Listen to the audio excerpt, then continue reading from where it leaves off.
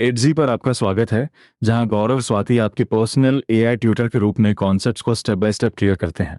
आज हम class 12 health and physical education के chapter management of sporting events को समझेंगे, जो सीबीएसई क्लास 12 में बहुत इंपॉर्टेंट है। नोटबुक हो तो पास रखो, लेकिन तुम बस सुनकर भी रिवाइज कर सकते हो। आज के रिवीजन में हम मैनेजमेंट के 5 फंक्शंस, 4 मेजर कमिटीज, नॉकआउट और लीग फिक्सचर्स, बाइस और सीडिंग, इंट्राम्यूरल तथा एक्स्ट्राम्यूरल टूर्नामेंट्स और कम्युनिटी स्पोर्ट्स कवर करेंगे। बीच में छोटे क्वेश्चंस आएंगे, इसलिए 1 सेकंड रुककर सोचो और अपना आंसर मन में बोलो। चैप्टर को एक स्पोर्ट्स इवेंट की जर्नी की तरह देखो। पहले तय होता है कि करना क्या है, फिर रिसोर्सेज और पीपल अरेंज होते हैं, स्टाफ चुना और ट्रेन किया जाता है, उन्हें गाइड किया जाता है और अंत में प्रोग्रेस चेक होती है। यही पूरा मैनेजमेंट साइकिल है। और आगे कमिटीज तथा टूर्नामेंट फॉर्मेट्स इस साइकिल को प्रैक्टिकल बनाते हैं, इसलिए केवल डेफिनेशंस याद मत करो। हर टर्म को पूछो, इसका पर्पस क्या है, यह कब काम आता है और इससे इवेंट स्मूथ कैसे होता है।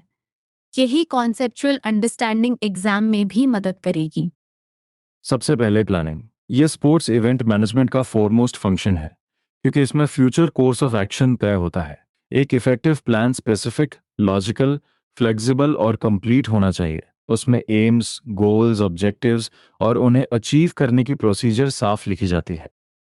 तो अगर स्कूल स्पोर्ट्स इवेंट प्लान कर रहा है, सिर्फ डेट तय करना प्लानिंग नहीं है। इवेंट का objective, place, resources, staff, rules और प्रोसीजर भी सोचना होगा। प्लान में ऑर्गेनाइजिंग, स्टाफिंग, डायरेक्टिंग और कंट्रोलिंग सभी फंक्शंस का कनेक्शन होना चाहिए।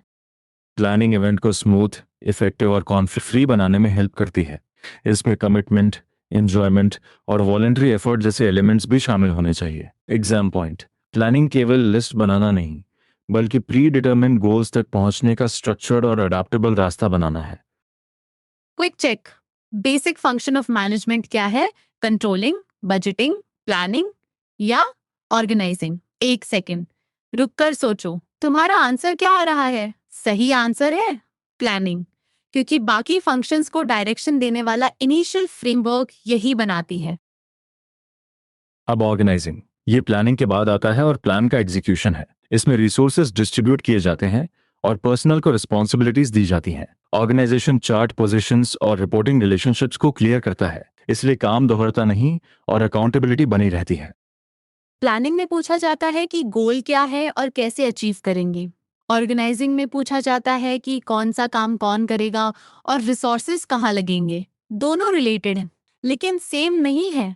ये डिफरेंस शॉर्ट आंसर में साफ लिखना। स्टाफिंग का मतलब है कि स्टाफ पोजीशंस आइडेंटिफाई करना और सही टैलेंट को सही ड्यूटी पर रखना। इसमें रिक्रूटमेंट और सिलेक्शन के बाद ओरिएंटेशन, ट्रेनिंग और प्रोफेशनल डेवलपमेंट भी आते हैं। ओरिएंटेशन में नए लोगों को इवेंट की नेचर, गोल्स और पॉलिसीज से परिचित कराया जाता है। याद रखो, रिक्रूटमेंट प्रोसेस स्टाफिंग में होता है, प्लानिंग या डायरेक्टिंग में नहीं। इवेंट की ज़रूरत के अनुसार डायरेक्टर, डेप्यूटी डायरेक्टर और असिस्टेंट डायरेक्टर जैसे पोस्ट बनाए जा सकते हैं। स्टाफिंग का कोर आइडिया है कि क्वालिफाइड और ट्रेन पर्सन को स्पेसिफिक रिस्पॉन्सिबिलिटी मिले। डायरेक्टिंग लीडरशिप फंक्शन है। इसमें स्टाफ को बताया जाता है कि क्या करना है, किसे करना है और कब तक करना है। साथ ही सुपरविजन, गाइडेंस, इंस्पिरेशन और मोटिवेशन भी शामिल हैं। बिना डायरेक्टिंग के प्लानिंग और ऑर्गेनाइजिंग प्रैक्टिकल एक्शन में नहीं बदलते।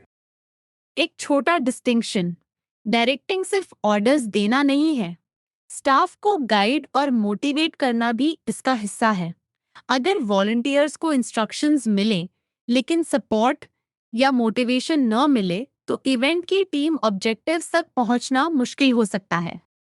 अब कंट्रोलिंग। इसमें लीडर्स परफॉर्मेंस स्टैंडर्ड्स एस्टैब्लिश करते हैं, एक्चुअल परफॉर्मेंस मेजर करते हैं और दोनों को कंपेयर करके इरेगुलरिटीज देखते हैं। जरूरत हो तो एडजस्टमेंट्स किए जाते हैं। ये इंश्योर करता है कि इंस्ट्रक्शंस फॉलो हों और रिसोर्सेज एफिशिएंट तथा इफेक्टिव तरीके से यूज हों।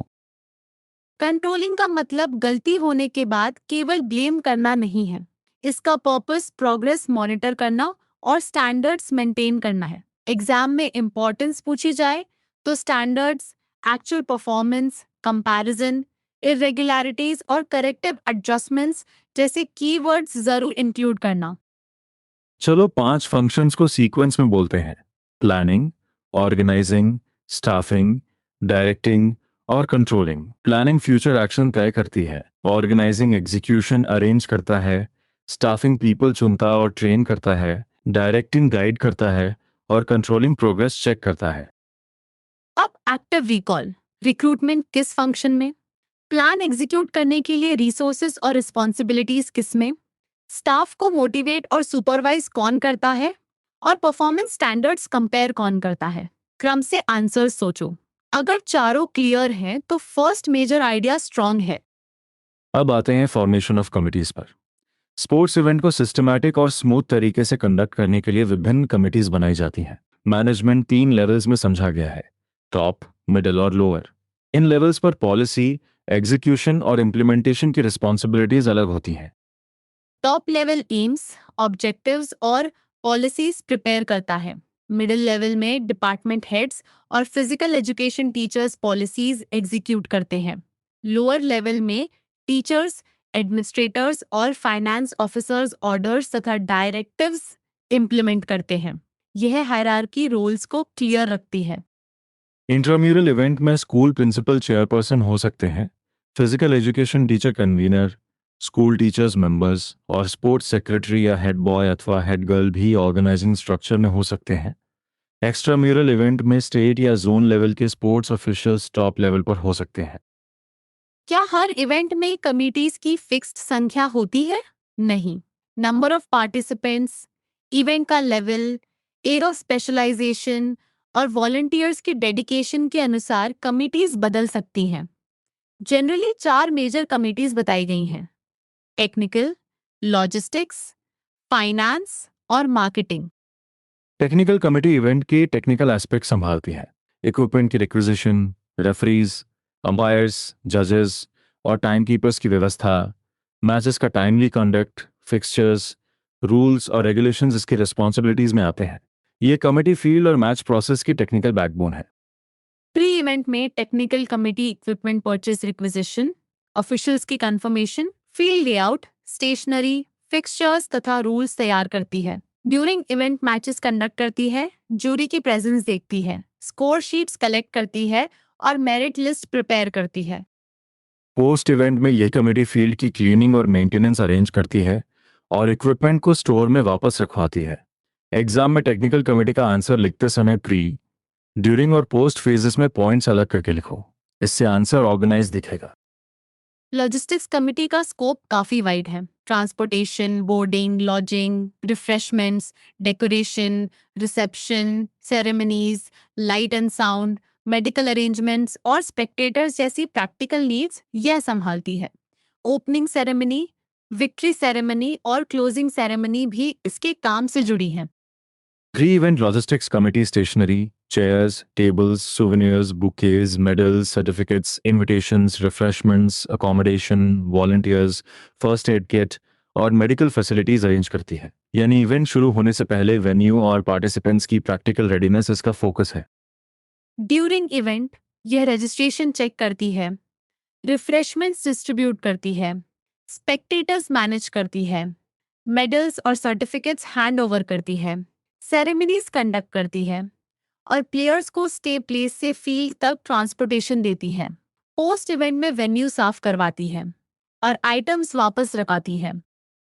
फाइनेंस कमेटी इवेंट की फाइनेंशियल ओवरसाइट करती है। Budget, accounting, decision making, sponsorship, inflow और outflow of money, equipment purchase तथा ऑफिशियल्स के पेमेंट्स इसके मुख्य एरियाज हैं।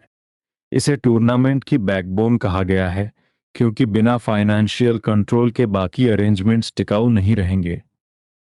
Pre event finance committee budget बनाती है, इक्विपमेंट, स्टेशनरी, मेडल्स और सर्टिफिकेट्स की ज़रूरतें पूरी करती है और स्पॉन्सर्स के साथ एग्रीमेंट फाइनलाइज करती है। ड्यूरिंग इवेंट फाइनेंसेस का इनफ्लो और आउटफ्लो तथा ऑफिशियल्स की रेम्यूनरेशन चेक करती है। पोस्ट इवेंट बिल्स और अकाउंट सेटल करके फाइनेंशियल रिपोर्ट बनाती है।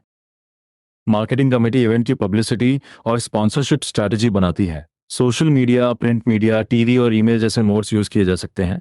स्पॉन्सरशिप कैश या काइंड में मिल सकती है, जैसे मीडिया पार्टनर, फूड पार्टनर या drink partner. Pre event marketing में स्पॉन्सर से मीटिंग्स, पब्लिसिटी प्लान और स्पॉन्सरशिप अग्रीमेंट्स आते हैं। During event press releases, media coordination, communication और टेलीकास्ट अरेंजमेंट्स होते हैं। पोस्ट इवेंट प्रेस रिलीज और रीटेलीकास्ट की व्यवस्था की जा सकती है। प्रिंट मीडिया लाइजॉन का आंसर मार्केटिंग कमेटी है। एक यूजफुल चेकलिस्ट भी है। Objectives, theme, date, place, budget, sponsorship, marketing, invitations, team confirmation, logistics, fixtures, field layout, rules, equipment, officials, prizes, volunteers, security, photographers और अप्रूवल्स। इसे रटने के बजाय इवेंट की टाइमलाइन के रूप में समझो। Mini quiz. स्पोर्ट्स इक्विपमेंट की परचेज किस कमिटी से जुड़ी है? टेक्निकल या फाइनेंस? दोनों का रोल हो सकता है, लेकिन सोर्स में टेक्निकल कमिटी इक्विपमेंट रिक्विजिशन करती है और फाइनेंस कमिटी बजट तथा परचेज ओवरसाइट देखती है। क्वेश्चन के वर्डिंग के अनुसार पूरा कॉन्टेक्स्ट पढ़ना। अब फिक्सचर्स और टूर्नामेंट फॉर्मेट्स। टूर्नामेंट प्लेयर्स या टीम्स के बीच गेम्स या मैचेस की सीरीज है जिसका पर्पस विनर डिटरमाइन करना है। इससे स्किल्स डेमोन्स्ट्रेट होती हैं, परफॉर्मेंस इवैल्यूएट होती है, प्लेयर्स मोटिवेट होते हैं और स्पोर्ट्स पॉपुलर तथा एंटरटेनिंग बनते हैं। नॉकआउट टूर्नामेंट में टीम डिफीट होते ही एलिमिनेट हो जाती है, इसलिए हर मैच इंटेंस होता है और यह फॉर्मेट टाइम तथा कॉस्ट बचाता है। लेकिन लॉट्स के कारण दो स्ट्रॉन्ग टीम्स अर्ली स्टेज में मिल सकती है और अच्छी टीम भी शुरुआत में बाहर हो सकती है। अगर नॉकआउट का कोई एग्जैक्ट डाउट अटक जाए तो एडजी में उसे सोक्रेटिक क्वेश्चंस और स्टेप बाय स्टेप एक्सप्लेनेशन के साथ ब्रेक कर सकते हो। अभी कॉन्सेप्ट पकड़ो।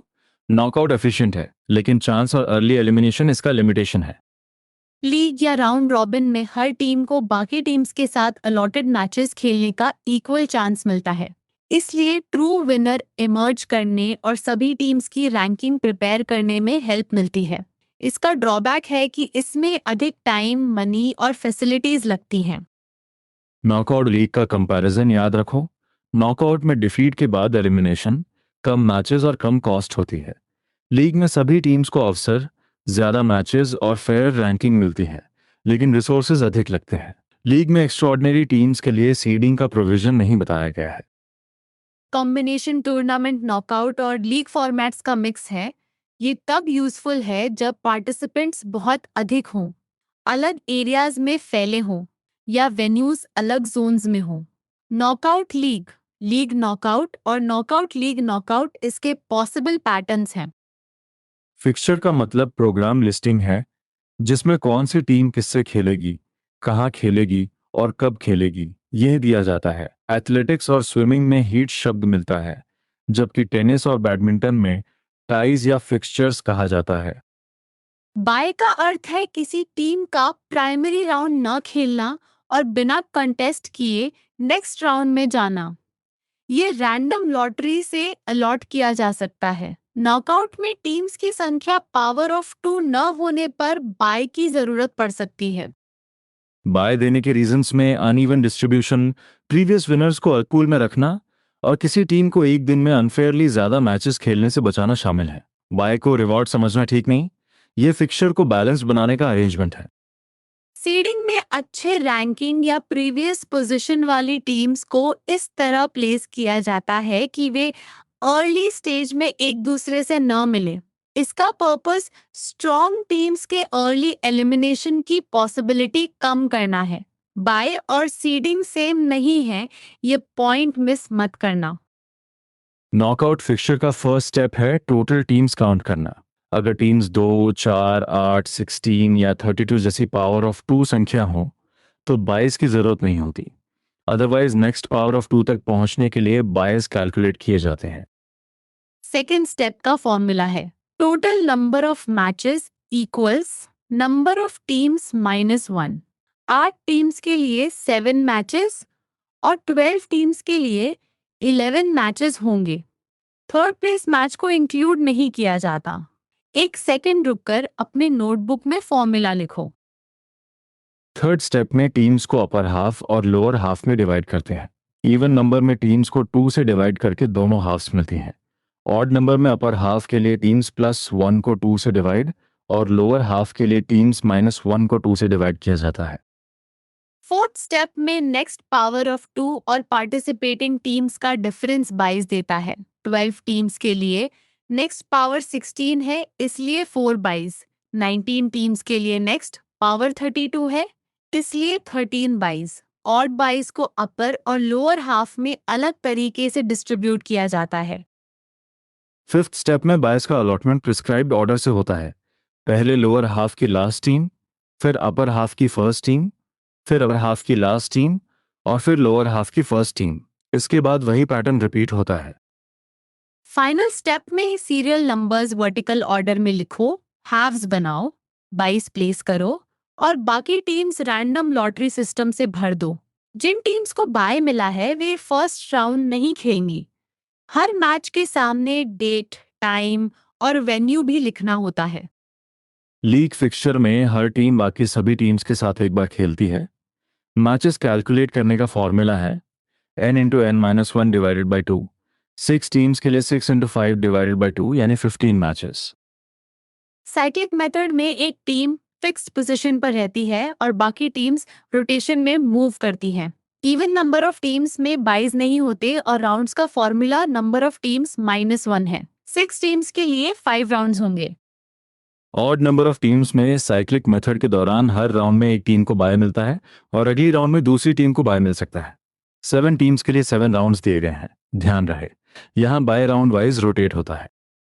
स्टेयरकेस मेथड में फर्स्ट टीम हाईएस्ट स्टेप पर फिक्स्ड रहती है और बाकी टीम से खेलती है। फिर नेक्स्ट स्टेप पर दूसरी टीम फिक्स्ड होती है और रिमेनिंग टीम से मैचेस बनते हैं। इसका पैटर्न स्टेयरकेस जैसा दिखता है, इसलिए नाम याद रखना आसान है। लीग में विनर या मेरिट पॉइंट्स के आधार पर तय होती है। सोर्स का एग्जाम्पल है विन के 5 पॉइंट्स, ड्रॉ के 3 पॉइंट्स और लॉस के 0 पॉइंट्स। टूर्नामेंट शुरू होने से पहले टाई की स्थिति के रूल्स ऑर्गेनाइजर्स को फ्रेम करने चाहिए। एक्टिव रिकॉल 6 टीम्स लीग में टोटल मैचेस कितने? n×n-1 डिवाइडेड बाय 2 लगाओ, आंसर 15। और नॉकआउट में 6 टीम्स के मैचेस, टीम्स -1 यानी 5। दोनों फॉर्मूलाज को मिक्स मत करना। कॉम्बिनेशन फिक्सचर में पहले लीग स्टेज से रैंकिंग बन सकती है और फिर सिलेक्टेड टीम्स नॉकआउट राउंड्स में जा सकती हैं। एग्जाम्पल में 8 टीम्स लीग स्टेज में खेलती हैं, पॉइंट्स टेबल बनती है और टॉप 4 टीम्स नॉकआउट राउंड्स के लिए क्वालिफाई करती हैं। लीग नॉकआउट फॉर्मेट का बेनिफिट यह है कि लीग स्टेज इक्वल अपॉर्चुनिटी देती है और नॉकआउट स्टेज इवेंट को एफिशिएंट तथा एक्साइटिंग बनाती है। सेमीफाइनल्स में टीम्स को रैंकिंग के आधार पर प्लेस किया जा सकता है, लेकिन पहले से तय पैटर्न या ड्रॉ फ्लॉट्स भी पॉसिबल है। इंट्राम्यूरल का अर्थ है विद इन द वॉल्स। ये सिंगल स्कूल, इंस्टीट्यूशन या कम्युनिटी के अंदर होने वाला टूर्नामेंट है। हाउसेस, क्लासेस, हॉस्टल्स या रेजिडेंट्स के बीच sports day, athletics meet, swimming meet और बैडमिंटन टूर्नामेंट इसके एग्जाम्पल्स हो सकते हैं। इंट्राम्यूरल ऑब्जेक्टिव्स में mass participation, all round development, fair play, respect और फ्रेंडशिप जैसे वैल्यूज, कंट्रोल्ड एनवायरनमेंट में फर्स्ट कंपटीशन, फिटनेस और वेलनेस, करिकुलर इंटीग्रेशन तथा पर्सनालिटी डेवलपमेंट शामिल हैं। यह केवल एक्सपर्ट स्पोर्ट्स पर्सन्स के लिए नहीं, इंस्टीट्यूशन के सभी स्टूडेंट्स के लिए है। इंट्राम्यूरल की सिग्निफिकेंस में extramural selection, group cohesion, professional experience, health, recreation और मास पार्टिसिपेशन आते हैं। स्टूडेंट्स ऑफिशिएटिंग और इवेंट मैनेजमेंट में हेल्पिंग हैंड बनकर एक्सपीरियंस भी गेन कर सकते हैं। एक्टिविटीज फिजिकल, मेंटल, सोशल और स्पिरिचुअल वेलबींग को सपोर्ट करती हैं। एक्स्ट्राम्यूरल का अर्थ है आउटसाइड द बाउंड्री और वॉल्स। इसमें अलग स्कूल्स, कॉलेजेस या इंस्टीट्यूशंस के प्लेयर्स अथवा टीम्स compete करते हैं। Zonal, inter district, state, national और इंटरनेशनल टूर्नामेंट्स इसके एग्जाम्पल्स हैं। इसका फोकस हायर परफॉर्मेंस और इंटर इंस्टीट्यूशन पार्टिसिपेशन पर होता है। एक्स्ट्राम्यूरल ऑब्जेक्टिव्स हैं हाईएस्ट लेवल पर परफॉर्मेंस, अदर इंस्टीट्यूशंस के साथ इंटीग्रेशन, स्पोर्ट्स करियर की अपॉर्चुनिटीज और सोशल, कल्चरल तथा इकोनॉमिक डेवलपमेंट को प्रमोट करना। सिग्निफिकेंस में performance progression, tactics, fitness, psychological preparation, leadership, team building और सोशलाइजेशन शामिल है। क्विक डिफरेंस, इंट्राम्यूरल एक इंस्टीट्यूशन के अंदर एक्स्ट्राम्यूरल अलग इंस्टीट्यूशंस के बीच, इंट्राम्यूरल मास पार्टिसिपेशन और फर्स्ट कॉम्पिटिटिव अपॉर्चुनिटी पर जोर देता है। Extramural higher performance, career opportunities और वाइडर सोशलाइजेशन पर। आंसर में मीनिंग, ऑब्जेक्टिव्स और सिग्निफिकेंस 3 हेडिंग्स बनाना यूजफुल रहेगा। Community sports society based practice है जिसमें स्कूल चिल्ड्रन, एडल्ट्स, एल्डर्स और सोशली वल्नरेबल पॉपुलेशंस को स्पोर्ट्स, एक्सरसाइज और फिटनेस एक्टिविटीज से जोड़ने का प्रयास होता है। ये एक्टिविटीज हमेशा कॉम्पिटिटिव या प्रोफेशनल ऑफिशियल्स की रूल बुक स्टाइल कॉन्डक्ट वाली नहीं होती। कम्युनिटी स्पोर्ट्स के बेनिफिट्स हेल्थ, सोशल, साइकोलॉजिकल और इकोनॉमिक हैं। ये फिजिकल और मेंटल हेल्थ सपोर्ट करते हैं, फ्रेंडशिप्स और बिलोंगिंगनेस बढ़ाते हैं, सेल्फ एस्टीम तथा स्ट्रेस मैनेजमेंट में हेल्प करते हैं और हेल्थ बजट पर बर्डन कम करने में योगदान दे सकते हैं। कम्युनिटी इवेंट्स में sports day, health run, run for fun, run for specific cause, run for unity और अलग गेम्स एंड स्पोर्ट्स शामिल हैं। हेल्थ रन पार्टिसिपेशन और हेल्थ अवेयरनेस के लिए होता है। रन फॉर यूनिटी ब्रदरहुड और टुगेदरनेस प्रमोट करता है। Run for fun friendly race है, जैसे lemon and spoon, sack race, 3 legged race या parent and child race. Run for specific cause cleanliness, green environment, cancer, AIDS या gender inequality जैसे issues पर awareness और charity के लिए हो सकता है। एग्जाम रिवीजन में सबसे पहले 5 मैनेजमेंट फंक्शन सीक्वेंस में लिखो। फिर कमिटीज के प्री, ड्यूरिंग और पोस्ट ड्यूटीज को हेडिंग्स में रखो। फिक्चर्स में नॉकआउट फॉर्मूला, बाई कैलकुलेशन, अपर और lower half, league formula, cyclic और स्टेयरकेस मेथड अलग अलग याद रखो। फाइनल चैलेंज, बिना नोट्स देखे बताओ, प्लानिंग और ऑर्गेनाइजिंग में डिफरेंस क्या है, बाय और सीडिंग अलग कैसे हैं और इंट्राम्यूरल तथा एक्स्ट्राम्यूरल का एक एक ऑब्जेक्टिव क्या है। फिर 12 टीम नॉकआउट का टोटल मैचेस और बाइस कैलकुलेट करो। अगर किसी स्टेप पर डाउट हो, एडजी में उसे एक्टिव रिकॉल और इंस्टेंट क्वेश्चनिंग से प्रैक्टिस कर लेना। आज का सबसे इंपॉर्टेंट रिकैप, इवेंट मैनेजमेंट में प्लानिंग, ऑर्गेनाइजिंग, स्टाफिंग, डायरेक्टिंग और कंट्रोलिंग लिंक्ड फंक्शंस है। टेक्निकल, लॉजिस्टिक्स, फाइनेंस और मार्केटिंग कमिटीज अलग रिस्पॉन्सिबिलिटीज निभाती हैं। नॉकआउट टाइम और कॉस्ट बचाता है, लीग इक्वल चांसेस देता है और कॉम्बिनेशन दोनों फॉर्मेट्स को जोड़ता है। इंट्राम्यूरल अंदर, एक्स्ट्राम्यूरल बाहर, जबकि कम्युनिटी स्पोर्ट्स हेल्थ और सोशल हार्मनी बढ़ाते हैं। कॉमन मिस्टेक ये है कि बाय को सीडिंग समझ लिया जाए। अब नोटबुक में नॉकआउट फिक्सचर और इंट्राम्यूरल तथा एक्स्ट्राम्यूरल का कंपैरिजन लिखो। बहुत अच्छे रिवीजन जारी रखो और कॉन्सेप्ट्स को सिर्फ याद नहीं समझकर अप्लाई करो।